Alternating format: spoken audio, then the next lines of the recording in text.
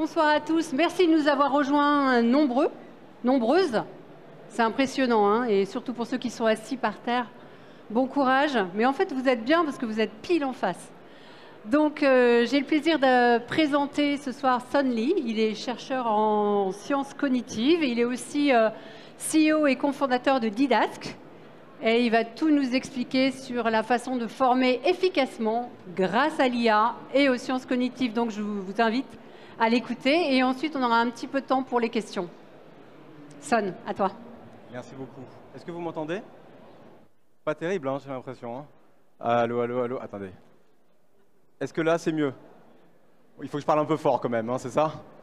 Ok, bon, je vais essayer. Écoutez, bonjour à tous, merci d'être venus aussi nombreux. Donc effectivement, je m'appelle Son Lee, je suis le CEO et fondateur de la société Didask. Je suis à la base chercheur en sciences cognitives, j'ai fait mes travaux de recherche à l'école normale supérieure de la rue d'Ulm. Et j'ai monté Didask pour qu'on puisse proposer en fait une plateforme de e-learning qui permet de créer et de former en e-learning.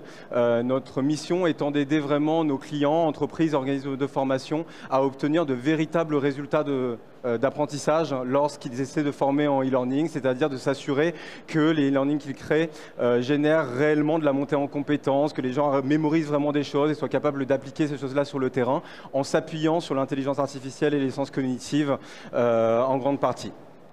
Alors bon, je vais juste vous montrer 2-3 choses à la fin sur ce qu'on est capable de proposer, mais c'est pas l'objectif. On a un stand il s'avère être juste derrière, donc si vous êtes intéressé par en savoir plus après sur Didask, n'hésitez pas. Et puis je serai aussi à votre disposition pour quelques questions. Là, moi, ce dont je voudrais vous parler, c'est aussi tout un retour d'expérience de tout ce qu'on a pu comprendre là aujourd'hui à Didask après des années à avoir travaillé longuement, à essayer d'aider nos clients, à essayer de transmettre efficacement les connaissances et les savoir-faire à l'intérieur de leurs organisations, avec le constat, en fait, en partant du constat en fait que beaucoup de nos clients faisaient que il suffit pas en fait malheureusement de transmettre l'information pour réellement transformer les collaborateurs. C'est deux choses en fait différentes malheureusement et c'est très difficile de passer de l'un à l'autre. Alors, ce dont je parle quand je parle de transmission de connaissances et de savoir-faire, hein, c'est de manière très concrète toutes ces problématiques auxquelles vous avez déjà probablement fait face et pour lesquelles aujourd'hui en entreprise encore, on peine à réussir à faire de la formation efficace. Ça touche que ce soit au sujet d'onboarding, dans lequel le premier sujet, c'est de comment je fais pour m'assurer que tous mes collaborateurs intègrent rapidement les informations clés dont ils ont besoin pour être capables de bien s'en sortir dans l'entreprise, de comprendre son fonctionnement, ses process. C'est pas simple, on le sait. Ça peut créer des départs, des problèmes de fidélisation, d'attractivité et des problèmes juste de productivité, de performance. Il y a évidemment le sujet de la formation des équipes commerciales, toujours. Comment est-ce qu'on fait pour faire en sorte que nos équipes commerciales arrivent à rapidement comprendre et maîtriser les produits et les services qu'on essaie de vendre. C'est complexe également et évidemment dès qu'on n'y arrive pas bien, on a des problèmes tout simplement de performance des équipes commerciales. Ça touche à la question de toutes les évolutions de process qu'on essaie de faire en entreprise et dans lesquelles spontanément qu'est-ce qu'on fait? Comme toujours, on prend des slides, on envoie à tout le monde et ensuite on s'aperçoit que évidemment il n'y a rien qui a changé, personne ne suit les process et malheureusement il n'y a rien qui change. C'est de ça dont je voudrais vous parler aujourd'hui fondamentalement. Et donc pourquoi est-ce qu'en fait toutes ces problématiques au fond aujourd'hui on a toujours une difficulté à réussir à les traiter efficacement? C'est tout simplement en fait lié au problème que je vous disais, qui était que sur le plan même cognitif, on le sait maintenant, il ne suffit pas d'avoir été exposé aux informations pour être capable pour s'assurer qu'on est capable de les approprier et de les utiliser vraiment en situation. Et en fait, quand on y réfléchit, c'est un peu le problème qu'on a de manière générale, en fait, quand on essaie de régler tous ces problèmes. Quelle est notre première réaction quand on a besoin de transmettre de la connaissance? En fait, on va transmettre de l'information, on va tout mettre sur slide ou sur des pages Notion ou sur des PDF et on va envoyer ça à tout le monde. Alors évidemment, dans les années récentes, on a essayé de faire plus parce qu'on s'est rendu compte qu'il ne suffisait pas de mettre des slides sur un LMS pour s'assurer pour qu'à la fin, il se soit passé quelque chose. On a essayé de rendre les choses un peu plus ergonomiques, un peu plus engageantes, s'assurer de faire en sorte qu'au fond, les gens et bien accéder à cette information. Mais au fond, ce qu'on continue à faire, c'est de s'assurer que l'information ait bien été mise à disposition. C'est-à-dire, je veux m'assurer que les personnes aient bien regardé mes vidéos, je veux m'assurer que les personnes aient bien lu mon PDF ou bien lu mes slides grâce à la gamification que j'ai mis en place, grâce à tout ça. Mais finalement, tout ça, ça reste une expérience dans laquelle la personne, en fait, elle est exposée à des informations. Après, on va faire des petits quiz d'évaluation éventuellement pour regarder est-ce qu'elle a maîtrisé, est-ce qu'elle a retenu. Mais ce n'est pas s'assurer de faire en sorte que l'apprenant s'est approprié réellement et soit capable de les mémoriser et de les utiliser. Et en fait, le problème clé auquel on s'attaque tous, en fait, en réalité, c'est le fait que ça, c'est très difficile et que, en fait, c'est ce changement de paradigme qu'on doit tous essayer de faire. Et aujourd'hui, je pense que le marché e-learning aujourd'hui évolue beaucoup dans les tentatives, justement, pour essayer de résoudre ce problème-là. Comment on passe de l'un à l'autre. Et finalement, c'est toute la problématique, d'une certaine manière, de l'ingénierie pédagogique, hein, au sens large. Au fond. C'est-à-dire comment on s'assure de passer d'un contenu, d'un expert métier qu'il a besoin de transmettre, à une expérience d'apprentissage complète qui va faire que l'apprenant va réussir à se les intégrer. Et ce que je voudrais vous montrer, c'est plusieurs éléments sur, au fond, aussi, pourquoi, qu'est-ce qu'on sait aujourd'hui sur qu'est-ce qui doit se passer dans ce process-là, entre les deux, pour que cette transformation se réalise réellement, et toutes les implications que ça peut avoir sur les manières de transmettre la connaissance et les savoir-faire en entreprise. Alors, je vais essayer de vous présenter de manière très rapide, parce que je n'ai pas énormément de temps, une petite synthèse, en gros, des éléments clés de qu'est-ce qui se passe sur le plan du cerveau entre le moment où je reçois des informations et le moment où je vais vraiment réussir à monter en compétences. Et vous allez voir qu'en fait, ça relève de beaucoup de processus qui sont complexes. Là, je les simplifie en 3 grands processus. Le processus d'acquisition, le processus d'automatisation et tous les enjeux de motivation vis-à-vis de l'apprentissage. On va revenir là sur chacun d'entre eux pour que je vous explique rapidement. Vous allez pouvoir prendre la photo après pour ceux qui n'ont pas eu le temps, ne vous inquiétez pas. Alors, qu'est-ce que j'appelle la phase d'acquisition? C'est la phase où j'acquiers soit la connaissance ou j'acquiers en fait le savoir-faire. Et en fait, si on pense en termes de montée en compétences réelles, hein, j'entends, il s'agit de passer du stade où la personne en fait ne sait pas faire quelque chose au stade où elle sait le faire correctement, aussi bien qu'un expert éventuellement, mais lentement. Vous savez, quand on vient d'apprendre quelque chose, c'est toujours ça qui se passe en fait. Si on vous apprend à utiliser Excel, au bout d'un moment, vous allez savoir utiliser les bonnes fonctions, résoudre les mêmes choses que quelqu'un qui le maîtrise bien, sauf que vous allez devoir réfléchir activement au moment où vous prenez vos décisions, vous choisissez ce que vous faites. D'accord ? Bon, bah ça, en fait, ce qui se passe, c'est que sur le plan du cerveau, c'est que votre cerveau a besoin de construire en fait ce qu'on appelle un schéma mental ou un modèle mental, qui est très concrètement un réseau neuronal, hein, qui va vous permettre en fait à votre cerveau de prendre les bonnes décisions confrontées à cette situation. Alors je sais, je parle de manière un peu abstraite parce que j'essaie de réunir dessus toute forme de compétences. Ça marche autant si on parle de connaissances par exemple, c'est-à-dire c'est la différence entre le commercial qui a lu les slides sur le nouveau produit qu'il doit vendre et celui qui sait correctement mettre en avant les bonnes caractéristiques en fonction des questions de son client. D'accord ? Ou c'est la nouvelle recrue qui a effectivement lu là, les process de l'entreprise et celle qui sait vraiment les appliquer correctement au bon moment et respecter ce que vous attendez d'elle. D'accord ? Mais ça marche aussi sur des soft skills, hein, évidemment. Par exemple, savoir gérer une réunion correctement, typiquement, c'est aussi une question de savoir, par exemple, au moment où il y a une réunion qui est en train de partir un peu en vrille, repérer pourquoi, qu'est-ce qui est en train de se passer, c'est quoi l'enjeu en fait en réalité, et savoir prendre la bonne décision sur qu'est-ce que je dois dire à ce moment-là pour réussir à remettre la réunion sur les rails. Donc au fond, avec ces différents exemples, vous voyez qu'en fait, ça revient toujours un peu au même, d'une certaine manière. Vous montez sur cette courbe que j'appelle là sur l'axe de gauche, de manière un peu abstraite et conceptuelle, vous me pardonnerez, je suis chercheur, la pertinence d'une certaine manière de vos décisions et de la manière dont vous les exécutez. D'accord ? Quel que soit le sujet. Bon, ce process-là, déjà, il est compliqué, hein. Il faut vous dire, alors je ne sais pas ce que vous imaginez, mais par exemple, quand vous avez réussi sur un sujet, par exemple, pour vos commerciaux, vous avez fait des super vidéos dans lesquelles vous expliquez vachement bien les produits et les caractéristiques, de comment ils fonctionnent, etc. Vous en êtes très fiers, vous êtes content. Vous les exposez, vous êtes sûr que tout le monde les a regardés. En moyenne, essayez de réfléchir 2 secondes à votre avis où est-ce qu'on se situe sur cette courbe. Bon, là, vous êtes trop nombreux pour que je fasse l'exercice en vrai, mais en réalité, quand je pose cette question, la plupart de mes gens me disent je dois être à peu près au milieu. Voilà. Eh ben, en réalité, si vous pensez ça, vous avez tort. Dites-vous qu'en moyenne, je caricature un peu, mais en moyenne, on se situe à peu près là, sur cette courbe-là. Moi, je sais, c'est un peu flippant quand je dis ça comme ça, hein, parce qu'on se le dit, mais du coup, mon Dieu, qu'est-ce qu'il faut faire pour réussir à arriver jusqu'au bout? Dites-vous qu'en fait, le fait d'avoir été exposé, on est encore très très loin du compte pour que la personne soit capable d'utiliser cette information correctement. Il y a plein de choses qui doivent se jouer entre les deux pour que ça fonctionne. Alors, ça touche à un ensemble de choses et de processus. Je vais essayer de vous donner juste peut-être 2-3 exemples, les points les plus clés qu'a mis en évidence la recherche. Le premier, c'est est-ce que, par exemple, sur ce sujet que vous essayez d'expliquer, vos apprenants ont déjà des représentations préconstruites? S'ils en ont déjà, préfaites, parce qu'ils ont déjà une vision de ce sujet-là, eh ben, vous avez déjà tous été confrontés à ça. On se rend compte souvent que on a besoin de déconstruire ce que l'apprenant en fait, a déjà en tête avant qu'il soit capable d'intégrer les informations. Si vous ne l'avez pas fait, ce qui se passe, c'est qu'il aura beau regarder ces vidéos, lui va essayer de rendre cohérent ce que vous lui expliquez avec les schémas mentaux qu'il a déjà en tête. Et donc, en fait, il va assez mal intégrer les informations. Donc ça, c'est comment il faut faire. Eh ben, c'est du travail d'ingénierie pédagogique et une manière de faire pour réussir à faire en sorte que l'apprenant puisse prendre conscience de ce qu'il pense, savoir comprendre pourquoi est-ce que ça ne fonctionne pas vraiment et pas aussi bien que ce qu'il pense, et ensuite pour qu'il soit capable d'intégrer ces informations pour changer ses modèles mentaux.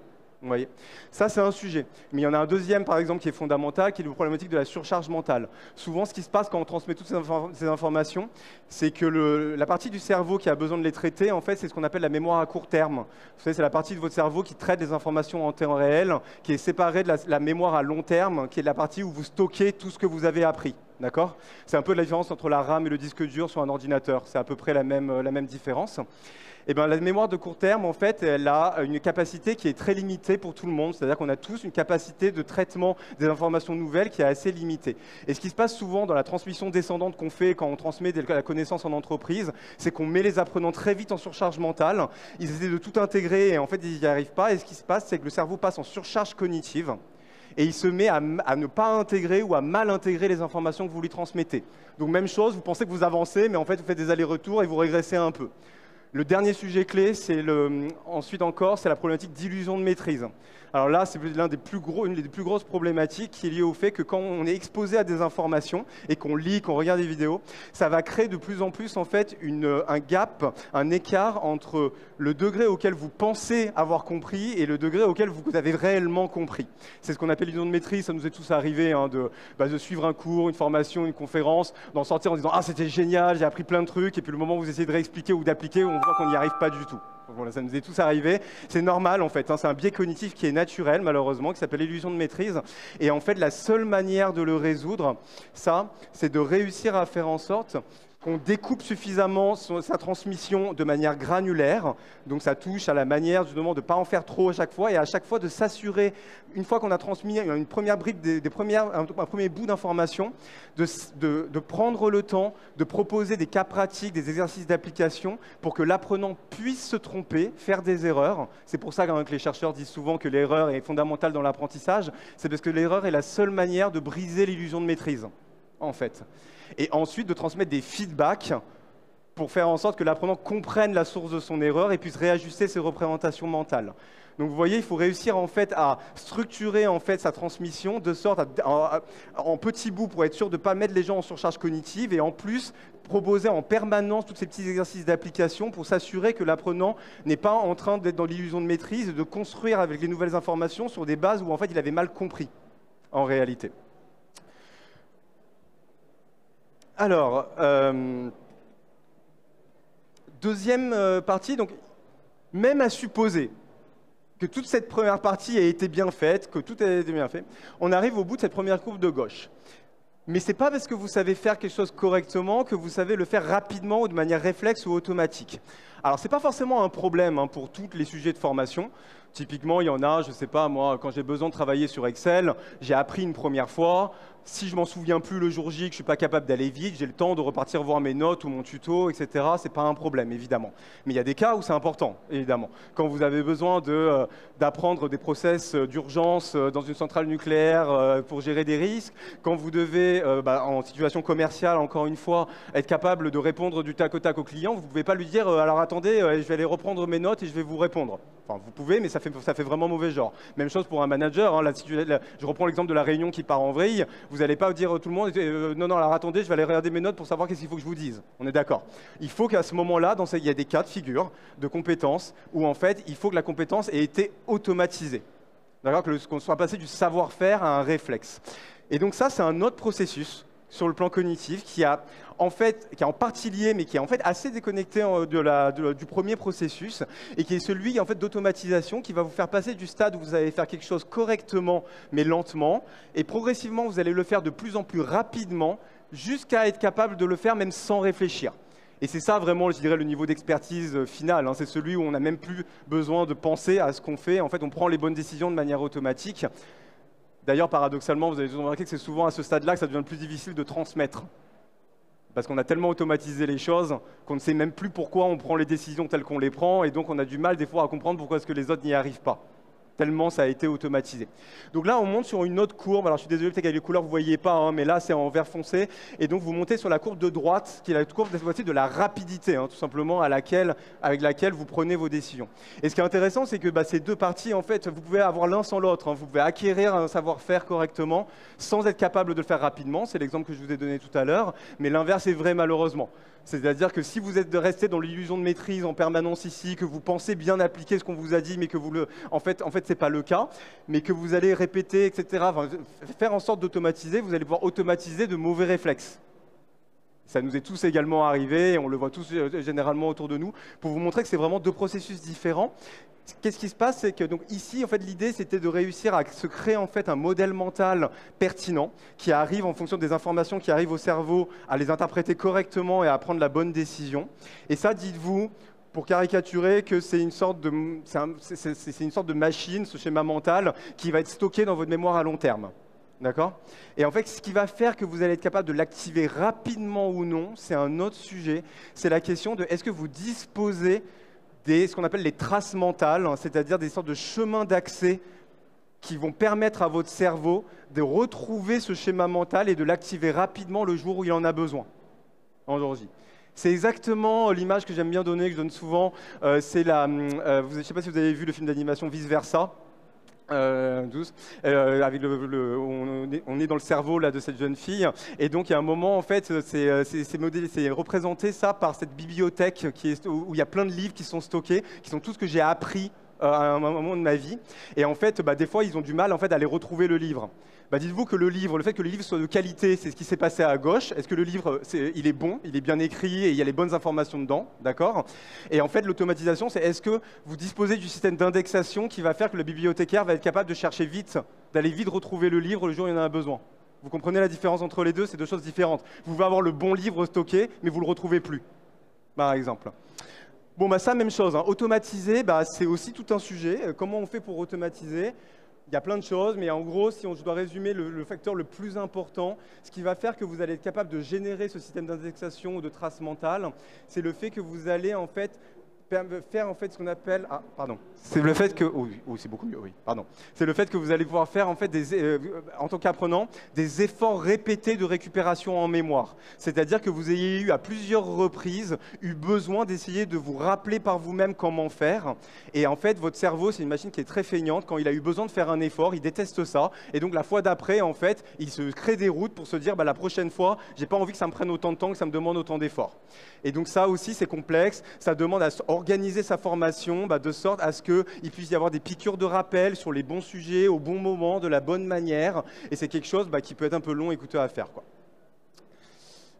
Le dernier sujet, c'est le sujet de la motivation, dont je n'ai pas parlé, mais qui est évidemment un sujet clé, hein, on le sait, dans la formation et dans la transmission de la connaissance.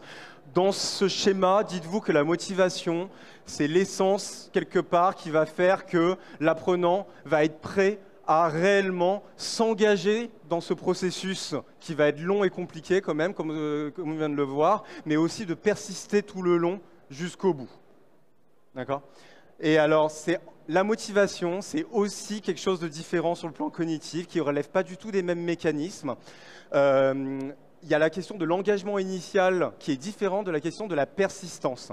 L'engagement initial, c'est à quel point est-ce qu'initialement je suis prêt à y aller, que j'ai vraiment envie, et que les informations... Et ça ne touche pas que à la question, si vous voulez, de est-ce que je me suis assuré que la personne s'est inscrite en formation? Parce que dans ce cas-là, il suffit de la rendre obligatoire, j'ai envie de dire, vous savez, pour que les personnes soient là. Ce que j'appelle l'engagement, c'est l'engagement au sens cognitif, au sens actif du terme. C'est-à-dire, est-ce que quand je vais lire des choses, regarder les vidéos, je vais vraiment essayer de manière active d'essayer de recomposer mes modèles mentaux et d'essayer d'interpréter les choses correctement? C'est ça dont on parle en termes d'engagement, parce qu'il n'y a que ça qui va faire que la personne va engager le processus. D'accord?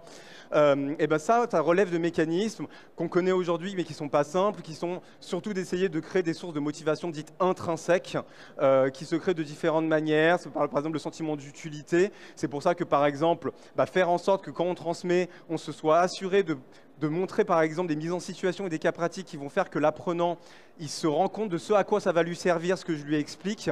Et ben ça le rend beaucoup plus prêt à s'engager activement dans ce que vous allez lui expliquer, par exemple. Voilà. Ça, c'est un exemple, mais il y en a plein d'autres qu'on peut faire pour réussir à créer l'engagement. La persistance, c'est encore quelque chose de différent. On peut réussir, être très engagé initialement, mais ne jamais persévérer. Je ne sais pas vous, mais moi, j'ai essayé au moins 3 fois de démarrer à apprendre un instrument de musique et je me suis arrêté au bout d'une semaine. Voilà, vous voyez ce schéma classique, c'est parce que vous voyez que c'est 2 sujets très différents. Et en fait, la persévérance et la persistance, c'est autre chose. Ça relève notamment de ce qu'on appelle le circuit de la récompense. Je ne sais pas si vous en avez déjà entendu parler. C'est cette zone du cerveau qui va faire en sorte que quand je me lance dans une action et que j'ai fait un effort pour quelque chose, il faut que j'ai eu un retour, un moment positif sur mon action, enfin un retour sur le fait que, par exemple, ça y est, là j'ai appris quelque chose et je suis devenu capable de faire quelque chose que je n'étais pas capable de faire 1 heure avant. Et ça va générer en fait ce qu'on appelle de la dopamine, qui est l'hormone du plaisir, et qui va me donner envie de continuer, de persévérer dans cet effort. Ça, même chose, ça ne se ferait pas n'importe comment, hein. Il faut aussi séquencer, etc., sa formation, et s'assurer qu'on puisse générer ces boucles de rétroaction et de feedback durant la formation pour être capable de générer tout ça. Alors voilà. Je vous ai expliqué tout ça. Bon, ça fait beaucoup d'informations et beaucoup de choses, hein. Il y a évidemment beaucoup plus dans les sens cognitifs en termes de reconnaissance de messages. Si ça vous intéresse, n'hésitez pas. On a un blog et un livre dans lequel on explique de manière très détaillée l'ensemble de ces mécanismes de manière assez vulgarisée. Ce que surtout je voulais vous illustrer par tout ça, c'est le fait que vous voyez, hein, passer de là à là, c'est un vrai sujet. Il y a beaucoup de choses, c'est complexe. Et je ne sais pas ce que vous en pensez, mais quand on voit ça, moi, quand je m'écoute, je me dis, bon, ok, tout ça est très pertinent et effectivement, je suis convaincu qu'il faut tout ça pour réussir à réellement monter en compétences. Mais bon, il est quand même bien gentil ce monsieur, mais s'il faut faire vraiment tout ça sur tous les sujets, dès que j'ai besoin de transmettre une connaissance ou un savoir-faire, au final, je vais quand même continuer à faire des slides, hein. Parce que, bon, 90% du temps, faire tout ça, c'est pas possible, quoi. C'est pas possible, c'est long, c'est coûteux. Ça veut dire, c'est long, c'est coûteux, et puis en plus, il faut savoir le faire, hein. Je veux dire, c'est même pas qu'une question de... parce que générer l'illusion de maîtrise, par exemple, souvent, je le vois, hein, les gens en ont entendu parler, et ils me disent, mais si, je vous assure, j'ai mis des quiz dessus. Les quiz qu'on peut voir dans beaucoup de formations, je caricature évidemment, il y en a où ils sont très bien faits et très bien pensés, hein. Mais je pense qu'on a tous vu beaucoup de quiz d'évaluation qui sont ces petits quiz de connaissances un peu bêtes et méchants, qui portent même pas vraiment sur la compétence, mais qui viennent regarder juste est-ce que vous avez suivi la vidéo, et qui en fait... Vous vous trompez jamais d'ailleurs, parce que généralement les mauvaises propositions sont tellement absurdes que vous les trouvez même sans avoir regardé la vidéo. Donc vous avez 100%, enfin moi vraiment j'en ai eu plein comme ça, j'ai eu 90% sans regarder les vidéos avant. Parce qu'en fait, générer un exercice d'application et un quiz qui va vraiment briser l'illusion de maîtrise, c'est dur quoi. Ça demande de réussir à réfléchir à quelles sont les erreurs pertinentes que les apprenants pourraient réellement faire sur ce sujet, pour que les erreurs correspondent à des distracteurs. Donc ça demande aussi des compétences d'ingénierie pédagogique qui sont difficiles en fait à avoir et que tout le monde n'a pas.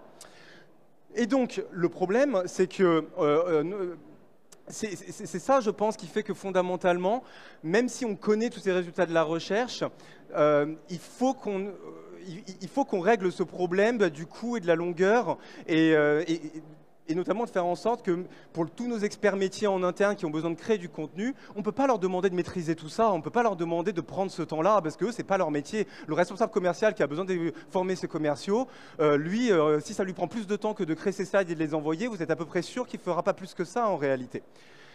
Et donc, c'est un peu ça, nous, en fait, hein, sur lequel notre conviction à Didasque sur comment on doit réussir à avancer là, sur le marché e-learning pour réellement résoudre les problèmes de fond de ces transmissions de connaissances et de savoir-faire. Et évidemment, une fois que quand on se dit tout ça, on se pose évidemment cette question de manière très naturelle, est-ce que c'est pas l'IA ? qui peut réussir justement à nous débloquer dessus, grâce notamment à l'arrivée évidemment des agents de langage naturel depuis l'année dernière, dont on sent très bien qu'ils peuvent permettre d'aller beaucoup plus vite potentiellement sur tout un tas de choses. Alors c'est vrai, c'est totalement vrai, mais pas n'importe comment en réalité.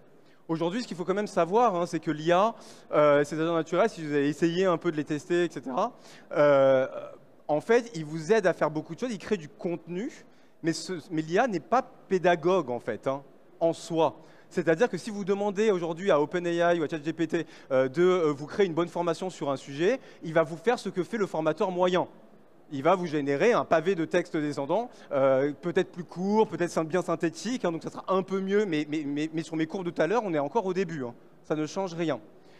Et donc, c'est pour ça que ce que nous on est convaincus, c'est que c'est important en fait de vraiment combiner l'IA avec une véritable réflexion basée sur la recherche en sciences cognitives, parce que ça, on est convaincus qu'il faut s'appuyer sur des choses qui ont été prouvées comme étant efficaces, pour être capable de guider l'intelligence artificielle pour réussir en fait à lui faire créer ce qui est nécessaire pour que les apprenants maîtrisent bien, c'est-à-dire découper le contenu de manière correcte, créer les bons types de formats en fonction des sujets. C'est pas les mêmes formats, c'est des sujets que j'ai pas abordés là, mais c'est pas les mêmes formats qui vont être utiles en fonction du type de sujet, en fonction du profil de vos apprenants, etc. Tout ça, l'IA, elle n'en sait rien en réalité. D'ailleurs, on le voit aujourd'hui, ceux qui arrivent le mieux à utiliser l'IA pour faire des choses bien, en fait, ils sont eux-mêmes ingénieurs pédagogiques en réalité.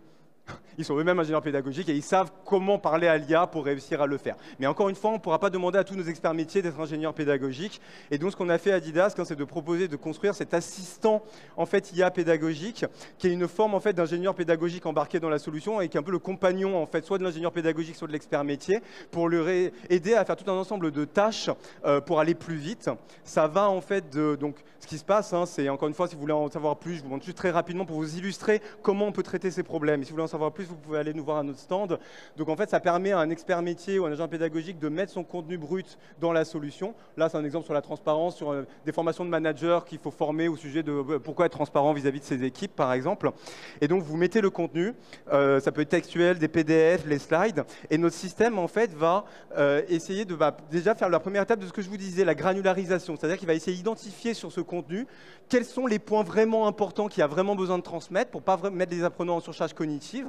Et pour chacun, il va essayer d'identifier à chaque fois qu'il a trouvé une notion importante, quelles sont des erreurs pertinentes que les apprenants pourraient faire une fois que je leur ai expliqué ce point.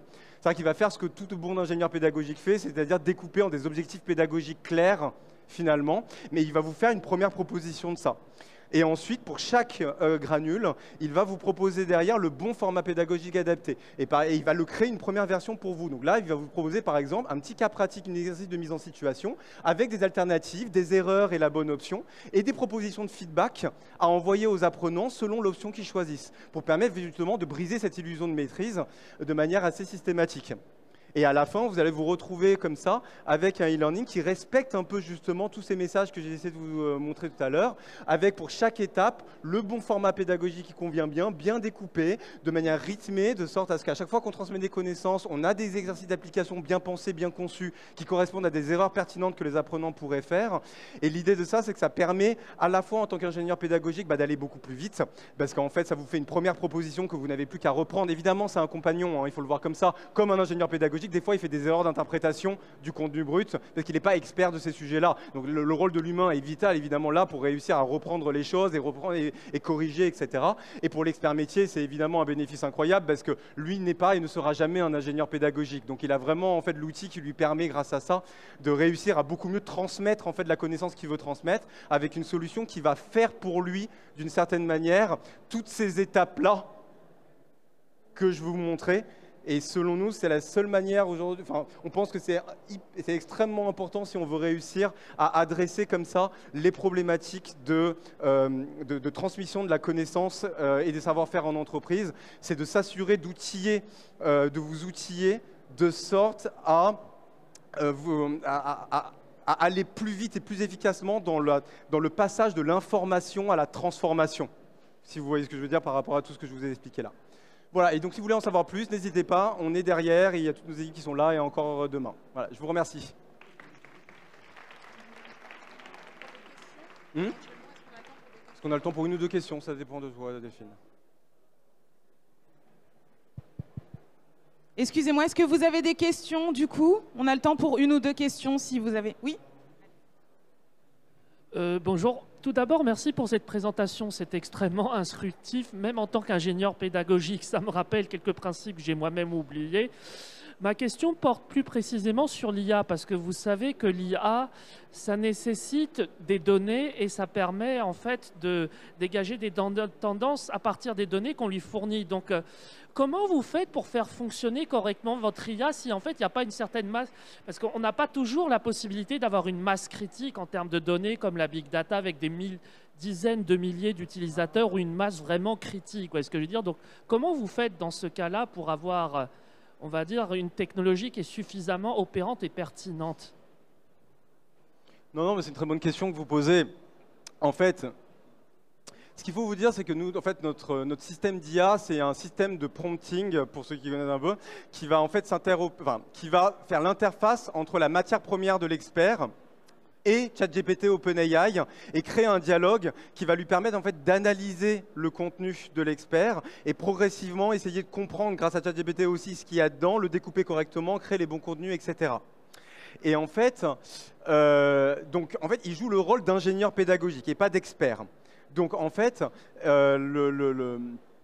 d'abord, ce qui est important, c'est qu'il faut a priori fournir la matière première au départ, qui est la matière que l'expert fournit. C'est comme si on demandait à un ingénieur pédagogique de créer une formation sur un sujet qu'il ne connaît pas. C'est pas possible. Il faut que l'expert en fait soit là pour fournir et expliquer le fond de ce qu'il a besoin de transmettre. Vous comprenez? Et donc ça, c'est hyper important. Alors, il s'avère que du coup, on a pensé tout notre système de sorte effectivement à ce qu'il n'ait pas besoin, si vous voulez, de connaître le sujet pour être capable de générer un système, parce qu'en fait, la réflexion qu'il a, c'est une réflexion d'ingénierie pédagogique, si vous voulez. Donc, notre IA n'a pas besoin de maîtriser et de connaître le sujet pour être capable de créer. En revanche, sur les sujets qu'elle connaît bien, parce que c'est des sujets génériques, typiquement le management, il y a beaucoup de contenu sur Internet, donc ChatGPT connaît beaucoup de choses, effectivement. Donc, dans le dialogue que notre IA a fait avec ChatGPT, les trous qu'elle a parce que l'expert métier n'a pas tout fourni, il est capable d'un peu les combler et de les fournir. Donc sur ces sujets, c'est un peu plus robuste, effectivement. Mais en fait, on n'a pas vraiment besoin parce qu'en fait, notre système est pensé comme ça, en fait, est pensé pour vraiment partir d'une matière première et d'essayer d'en tirer le meilleur de comment transmettre ce contenu-là qu'on a transmis sans forcément le maîtriser et le connaître.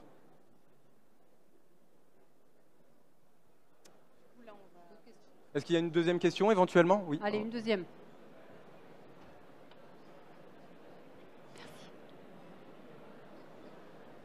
Mais pour continuer avec la question, ça fait que ChatGPT, ou OpenIA, ou la formule que vous utilisez, a accès aux données qu'on rentre à l'intérieur? Alors sur les données de contenu, ah oui, effectivement, il y a un dialogue qui se fait, donc ça transite par ChatGPT. Alors c'est une problématique un peu générale que tous les acteurs ont aujourd'hui, évidemment, parce que voilà, on le sait. Bon, de plus en plus, quand même, ChatGPT commence à offrir pas mal de garanties, quand même, en termes de sécurité et sur le fait que surtout, ces IA en fait ne s'entraînent pas sur les données qu'on lui envoie. Voilà, et donc il fournit aujourd'hui beaucoup de sécurité, en tout cas dessus. Donc c'est un premier niveau, je dirais, de garantie. Et après, on a quand même, on est très vigilant aussi en fait aux nouvelles IA qui sont en train de sortir, avec des IA aussi souveraines, potentiellement en open source qu'on pourrait plugger, mais qui aujourd'hui malheureusement encore sont pas du tout aussi performantes malheureusement que OpenAI et ChatGPT dans la qualité de ce qu'elles sont capables de fournir. Donc après, c'est un arbitrage et un trade-off évidemment, quoi. Bon. Super. Merci. Merci beaucoup.